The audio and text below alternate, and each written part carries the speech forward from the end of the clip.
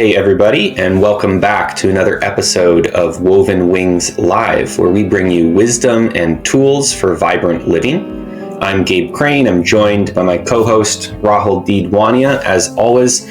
And if you enjoy listening to us, please share our work with a friend. You can leave us a review wherever you listen to podcasts, and you can join our newsletter, which is linked in the show description, to follow along the journey. And so today I'm excited. We have an awesome leadership guru, someone who has been ranked globally in the top 10 by global gurus as a leadership leader out in front. His name is Aldo Civico, who's joining us from Medellin, Colombia.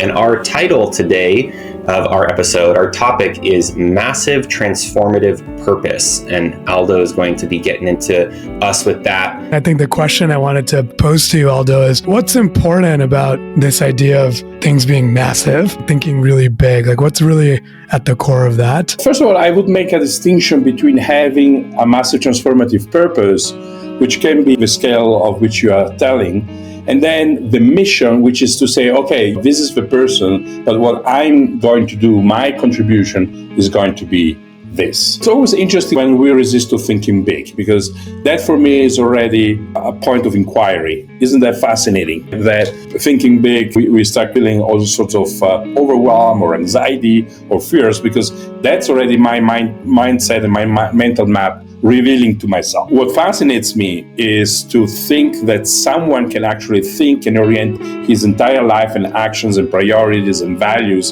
and skills towards that goal, because that gives you the kind of measure who he needs to become in order for that to become a reality. And that, to me, is the real purpose of a massive transformative purpose, is that it will give me the measure of what is the gap that I need to close in order to become that person that can give a contribution to that person. It's less important if finally we will able to tackle the challenge. How do we disentangle those so we can think big and not get caught up into some of those things, or move past that internal judgment that we might be having about our process? When we think the impossible, a lot of people and ourselves, we might think we are delusional. Wasn't that delusional to think something like that? I think you need a certain level of craziness, depending on what is your measure of normal, if you want to do something big.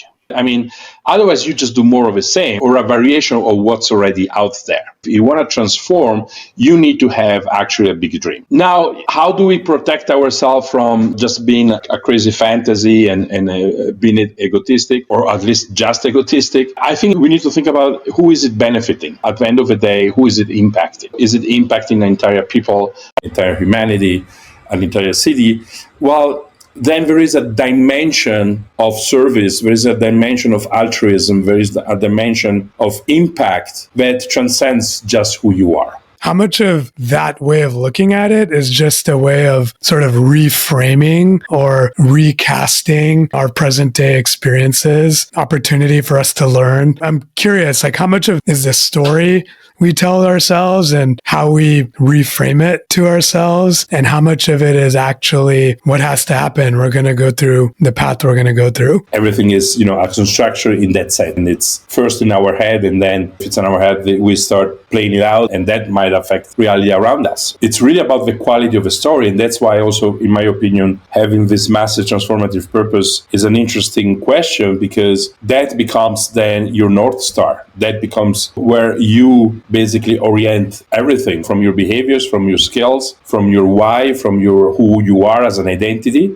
and of course your vision and your mission. It becomes an organizing principle for your life. And so you will decide which road to take, which path to choose in certain moments of life. And if you have that purpose, it becomes clear what you need to choose, or it becomes clearer what you need to choose. How do we keep ourselves from dying, becoming that in this kind of competitive landscape? And is there something wrong with stepping out of the rat race, so to speak, that whole competitive framework, and retiring into the appreciation of nature? In general, even if you are more sort of an activist who feels that needs to be out in the world and fighting and the fight through the jungle and so that you come out on the outside. Well, it's also good to have some balance in life. We also need to know each other and understanding how much energy we need.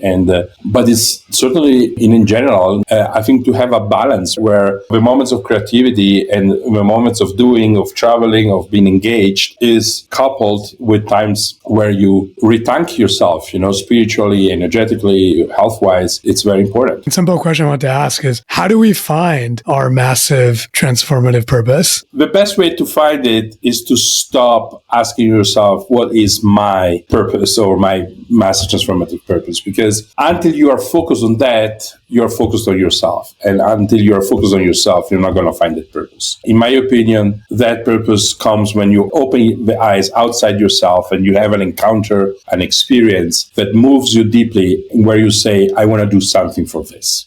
And it doesn't have to be the definite. It doesn't have to be the definite formulation. It doesn't need to be perfect.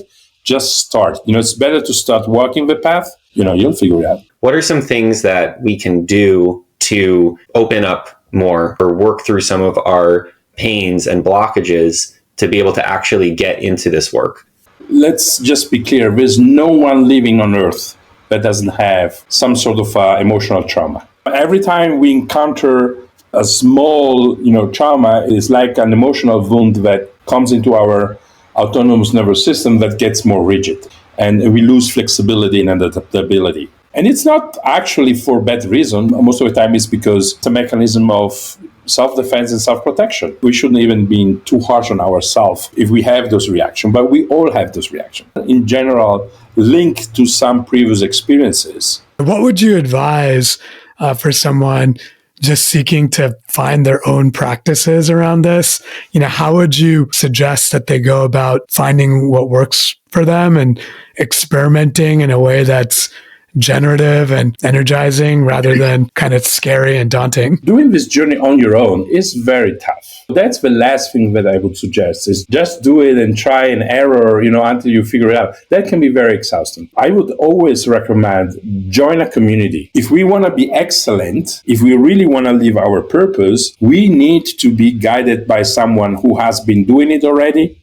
What is one thing you would want to share to be most helpful to people as they're moving into their life? I would say, if you already have a sense of purpose, don't shy away from doing the hard work in order to become the person you need to become. And start at looking, always keeping your gaze on the horizon where you want to end up, but do the work. Start using every data, as we said before, and information in order to do the work. When you focus more on the other and how you can serve it, rather than just licking your wounds and pity yourself. So just get out of that pity yourself kind of mindset. Look for who around you can you help right now. And I think that when you do that, that creates a virtual cycles that eventually will also reveal what your purpose is.